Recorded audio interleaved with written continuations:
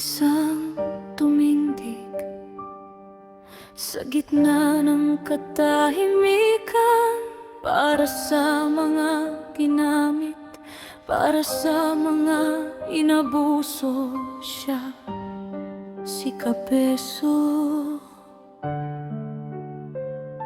Isang reaktor na nasa tamang laban, ipinagtatanggol ang mga kababayan na ginamit lang sa kanilang kahirapan, ng mga kunwari tumutulong pero sarili lang ang inuuna, ginawang hagdan para yumaman sila habang kayo'y naiiwan sa dilim at hirap pa.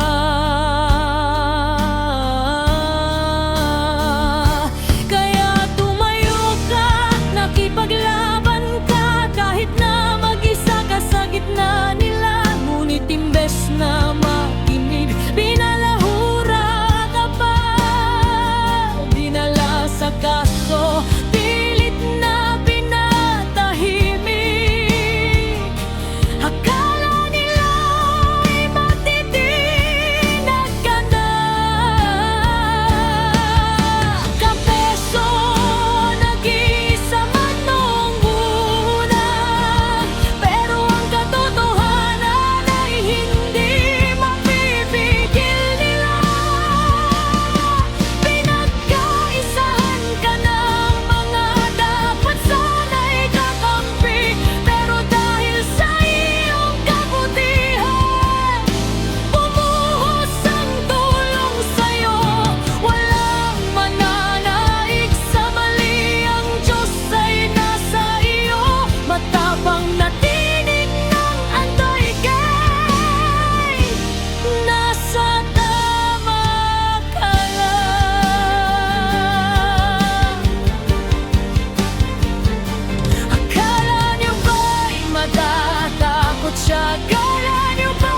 magpapatalo sa inyo.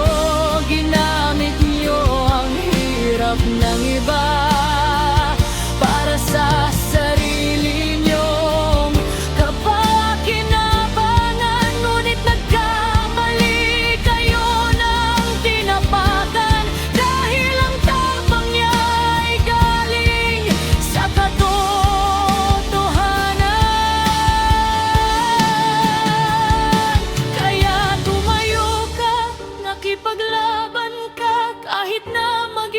sa gitna nila. Ngunit imbes na makinig, binalahura ka pa, dinala sa kaso, pilit na pinatahimik. Ngunit mas marami ang nakakakita. Kapeso, nag-iisa man noong una, katotohanan ay hindi mapipigil nila. Pinagkaisahan ka ng dapat sana'y kakampi, pero dahil sa iyong kabutihan, bumuhos ang tulong sa'yo. Walang mananaig sa mali, ang Diyos ay nasa iyo. Matapang na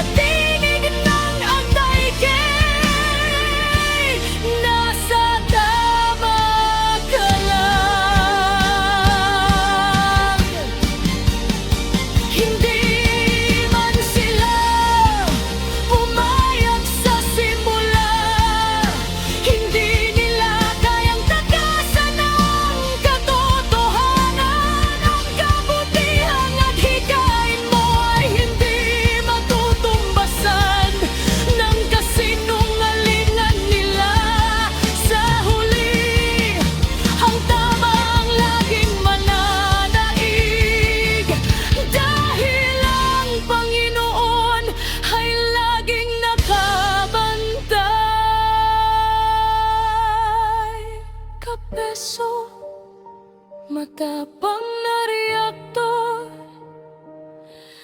nasa tamang iyong pinaglalaban.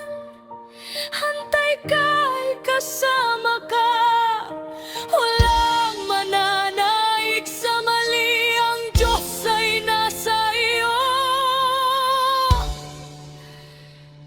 nasa tama ka lang.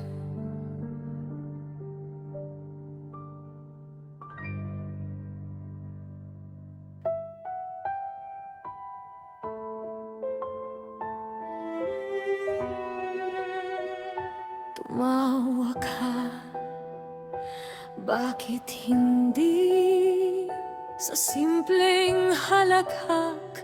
Bakit ganyan ang inyong galit sa simpleng biro? Bakit puno ng puot ang inyong dibdib? Ito ang kwento ni na pinalaya niyo, pero hindi niyo pa rin pakawalan.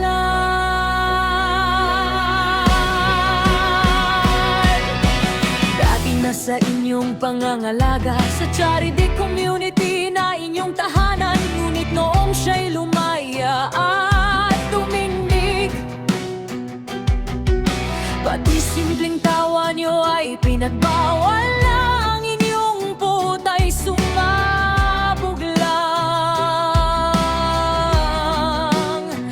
dahil sa ginaya niyang tinig ng inyong hari. Ngayon nararamdaman niyo na kung paano masakdam. Di ba kayo ang nagsabi, huwag maging balat sibuyas, madaling masaktan? Ngayong sinagot lang kayo ng patas, kayo ba ang nagreklamo, naghahabol ng kaso? Hindi niyo ba matanggap na siya'y nakawala? Tumawa ka, bakit hindi? Kung malaya na siya, bakit hindi kayo makalaya? Ebeansi ay lumalaban ng batas sa tama. Lumaya sa inyong hawak, lumaya sa inyong sistema. Hindi kayo makamove on, malaking grasya naman. Nawala na siya sa inyong pangangalaga. Ebeansi ay nasa tama, kayo ang naiwan sa nakaraan.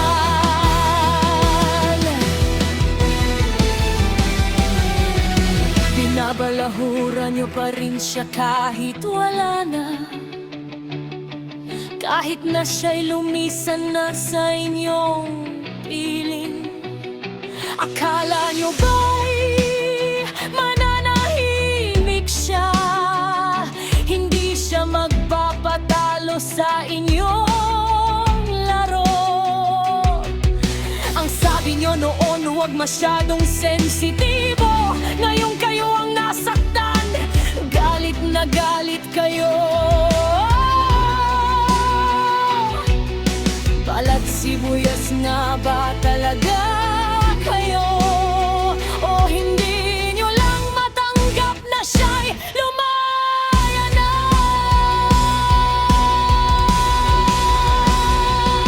Di ba kayo ang nagsabi, huwag maging balat sibuyas, madaling masaktan? Ngayong sinagot lang kayo ng patas, kayo pa ang nagreklamo, naghahabol ng kaso. Hindi niyo ba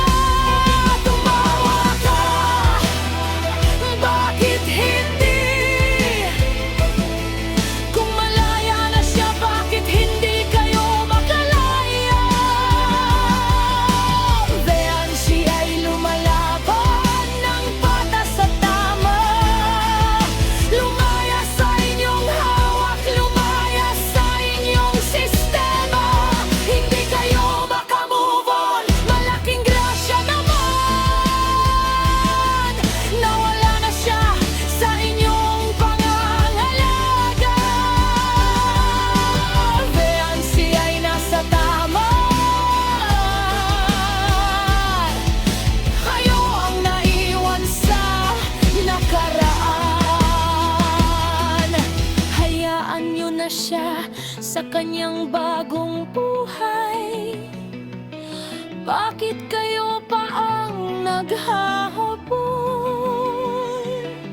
Ang simpleng tawa ay naging malaking issue dahil tinamaan lang ang inyong pagmamatas.